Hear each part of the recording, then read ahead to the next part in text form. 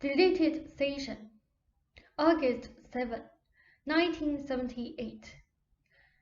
Now, the physical universe as idea construction, Ruber's initial intuitive triumph. All realities are the result of idea construction. Thinking is automatic. It is a process with which you are gifted. You can think of things that are distant things that you have never seen. You can imagine events with which you have had no personal experience. You are used to dealing with concepts, so that your thinking is not restricted, for example, to the mental naming of an object, but you also inquire as to its origin, its meaning, its class. Your thinking itself is its own kind of invisible language, for you think before you learn language. At that time, you acquire the language of your people, and you learn to use mental concepts in a rather specialized way, and to further designate objects more specifically. Language, therefore, is bound to color your native thinking processes, so that it becomes almost impossible to wonder how you thought before you learned language.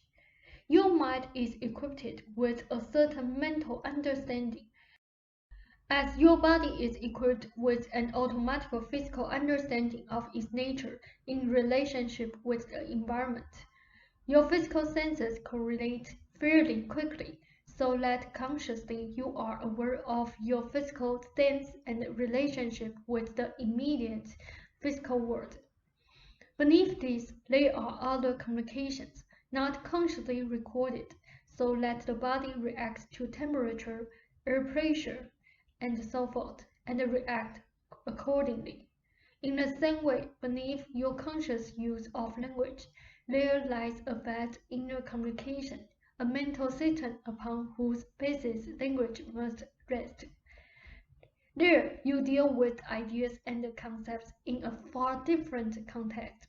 If you prefer, one that deals with similarities, complementary relationships, unities. This is the most complex of systems, in which each detail has meaning, not only because of its unique individual nature, but because of the greater meaning that any one detail has in the larger mental structure of the universe. In that regard, each detail adds to the significance of the universe, and adds greater or different meaning to each other detail. These basic thought processes, then, are too vast to be consciously apprehended, for they deal with meanings and relationships that reach before and after your life spans. Those processes, however, contain the basic mental structures from which ideas and concepts, as you understand them, come, and they are also responsible for the inner mental and psychological processes, individually and worldwide, that form private and mass physical reality. In that mental system, therefore, each detail is known with all of its probable variations, and in its relationship to all of the other multitudinous and indeed infinite living details that compose any given day. There are a few rather interesting fields of endeavor that we have not mentioned thus far, a few million.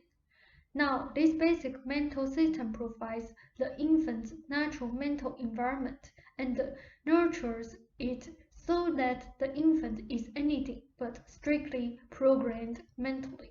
It is provided with endless variations of probable reality systems to which it will be able to mentally relate, and into whose framework it will be able to pour its curiosity. I am hampered here by your ideas of ideas. To begin with, again, you put the world and experience together in ways that you have learned so thoroughly that no other ways seem possible. Your beliefs about thoughts, for example, are a part of such learning, and they invisibly structure your understanding. When I say you create your own reality through your thoughts, you, meaning anyone, have a tendency to imagine each thought as a small brick, a psychological object, each one being formed into the structure of your experience. This can be an advantageous way of understanding certain principles, and I may have well hinted of such analogies myself. In your existence, it is quite reasonable to visualize a desired event, for example, in the belief that the image and thought will help make the event physically real, and so it shall.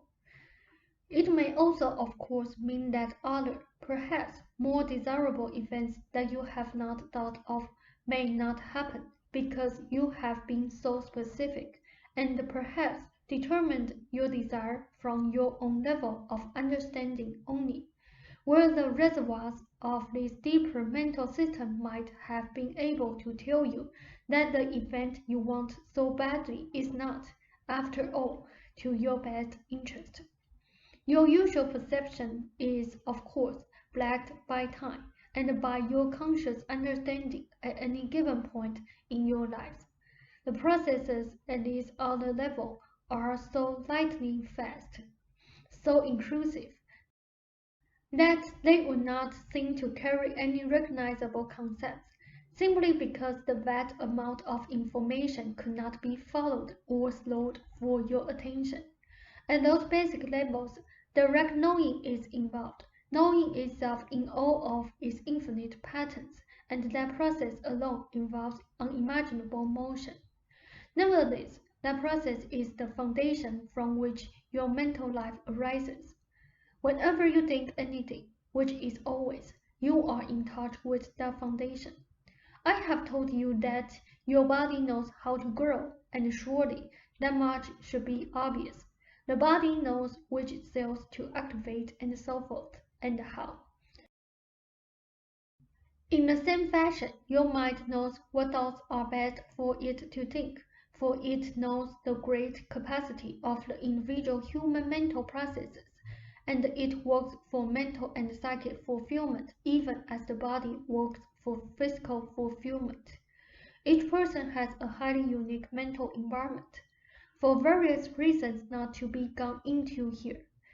Your people have learned not to tread their bodies or their minds. It seems to Rupert that his thoughts are negative a good deal of the time, naturally, and that he must take effort to change them. Of course, instead, it is the other way around.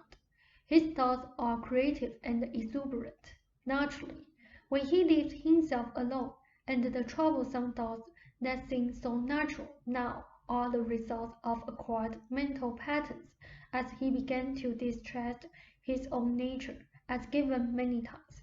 It will help him to remind himself of this.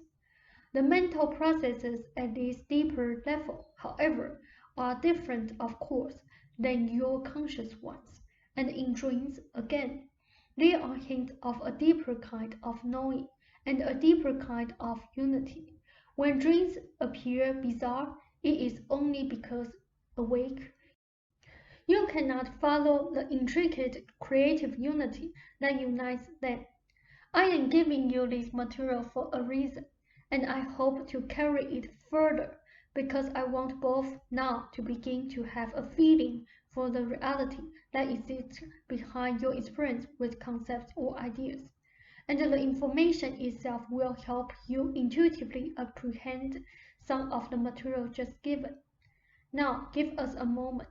Any of the pills are all right, taken now and then, but the stronger ones provide overstimulations when taken often, and these cause Rupert's difficulties. The less the better. He is also unused to taking medications, and that had something to do with the side effects. Otherwise, all I can do is to stress what I have said before. His desire to work in the kitchen is excellent and shows new determination. Physically speaking, that working is further activating all portions of the body, hence the new sensations in the right heel and ankle, and so forth. There is something standing in the way of Rupert's normal working. except the understanding that I am trying to give him, and that is longing.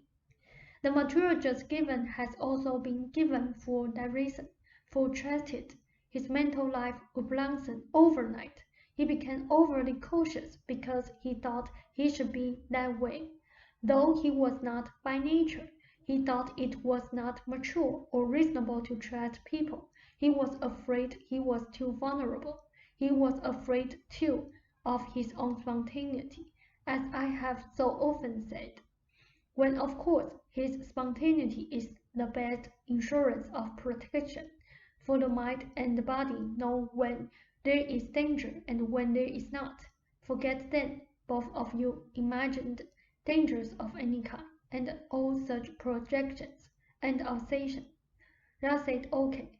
They said, "And I bid you a fond good evening." Ra said, "Thank you. The same to you."